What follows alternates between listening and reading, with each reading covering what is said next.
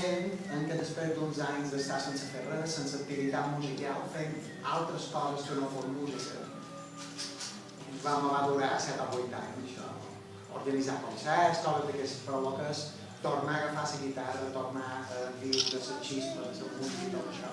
Doncs, fent descolló, he estat 7 o 8 anys en la guitarra de l'any.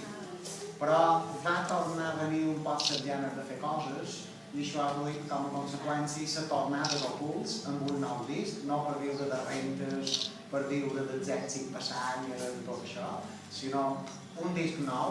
Si no l'heu escoltat, jo vos recomanem com s'hagi respirat. És una cosa que no sé com poden viure. I quan l'escolteu, no pot tenir raó. I de passada ajudareu en aquest grup que se diu Ocults a que torni a tenir una altra xampeta, torni a tenir una altra tongada d'anys i torni a oferir a la gent de Mallorca i a tots aquells que la vulguin escoltar cançons fetes amb la mirada posada a l'illa de Mallorca. Però, independentment de lo dels Ocults, el Cuquet va prendre tanta de cua que vaig començar a fer coses que no cabien a dins Ocults també. I vaig engegar un projecte que s'havia d'anar consolidant, que consistia en musicar poemes.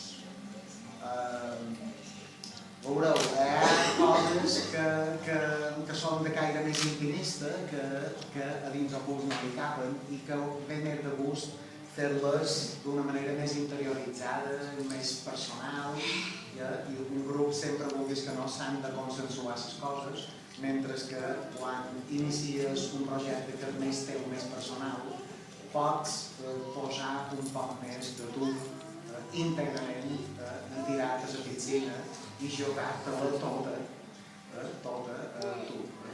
Si la piscina no té aigua, la veritat terra te donaràs compte que no se pot nedar en aquestes condicions. I tinc una col·lecció de poemes que se titula Paraules viatgen, que és simplement una part del meu temps que dedicava a cercar poemes. I els poemes que feien música les anava com un llambaner que va agafar paperones, les anava agafant i les anava guardant i anava desenvolupant aquest projecte. I les 24 hores de lectura en català jo vaig participar i vaig tenir una conversa amb la Magdalena i se me va encendre una espelma que si era sant el poder o millor podria fer el mateix aplicant-ho a les rondalles.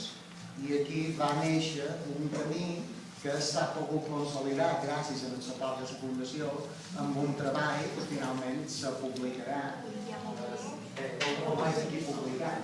La portada del disc enguany he fet 50 anys, no, els vaig fer ja passat, l'any passat vaig fer 50 anys i en els 50 anys public el meu primer disc, Antoni Nicolau. El meu primer disc, és com un nen petit amb una joieta nova. I no tenc cap pretensió d'anar més enllà que de disfrutar una vegada més de la música i d'arribar fins allà on me deixeu.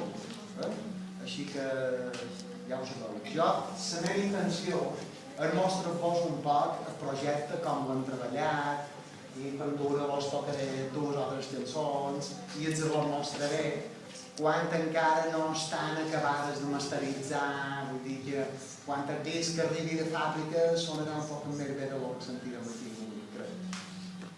Així que vaig decidir anar a la biblioteca, la col·lecció de les rondalles està a dalt, en són nins. El que allà anava el meu petit, el Arnau, que té 4 anys, i anàvem allà i ells jugaven amb un llibre sobris, barcos, pirates i així, i jo agafava els toms de les rondalles. I feia, feia així, i me posava a llegir. No cercava comptant la rondalla des del principi fins al final, sinó que el que cercava era música, cercava música a dins una rondalla, això cercava. I vaig anar trobant música a dins d'una rondalles. I bé, i el resultat vaig estar cercant fins que vaig tenir 18 idees de diferents tons. I vaig començar a treballar amb aquestes 18 idees, vaig anar avançant i de les 18 vàrem anar rebaixant fins que finalment sortiran publicades 10 cançons basades en 10 fragments de rondalles i una que ençata el disc, que se titula Venim de rondalles i que de qualque manera expressa les sensacions que jo he viscut tornant a redescobrir una vegada més les rondalles i també el meu moment actual com a músic que té ganes una altra vegada de tornar a sortir al carrer i tornar a fer música per la gent. Així que si vol sembla, no sé si primer